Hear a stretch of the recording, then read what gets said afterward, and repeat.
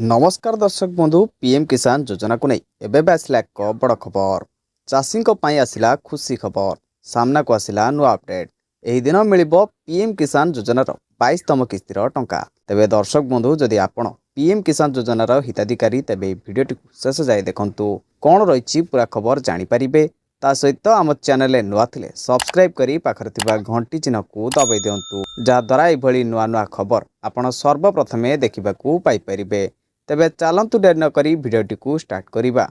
दर्शक बंधु केंद्र सरकार देशर कृषक मानक आय वृद्धि एवं आर्थिक सुरक्षा निश्चित करने अनेक योजना चलाउचंती सेगुड़िक मध्यरे प्रधानमंत्री किसान सम्मान निधि योजना सबुठार लोकप्रिय योजना।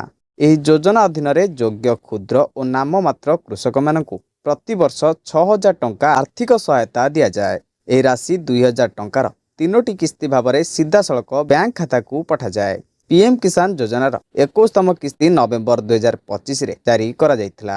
यह देशर 9 कोटी अधिक कृषक को लाभान्वित करथिला। रेकर्ड अनुसार पीएम किसान योजनार किस्ती साधारणतः फेब्रुआरी अगस्त एवं नवेम्बर मासरे जारी होइथाय किंतु किछि मीडिया रिपोर्ट अनुसार 2026 फेब्रुआरी प्रथम सप्ताह 22तम किस्ती आसीपारे। सेहीपरि अन्य किछि रिपोर्ट कहूछि जे यह मार्च रु एप्रिल 2026 मध्य जारी होइपारे। एथिसह होली पूर्वरु किस्ती आसिबार मध्य संभावना रही किंतु सरकार पक्षरु ए पर्यंत कोनोसी आनुष्ठानिक घोषणा होई नाही। तेबे दर्शक बंधु यह पीएम किसान योजना को नहीं किसी लाटेस्ट अपडेट जहां आपण ए वीडियो रे जानिबाकू पाइले। वीडियोटी भल लगिथिले गोटे लाइक कर दियंतु। आम चैनल नुआ थिले सब्सक्राइब करी पाखरे थिबा घंटी चिन्ह को दबाई दियंतु।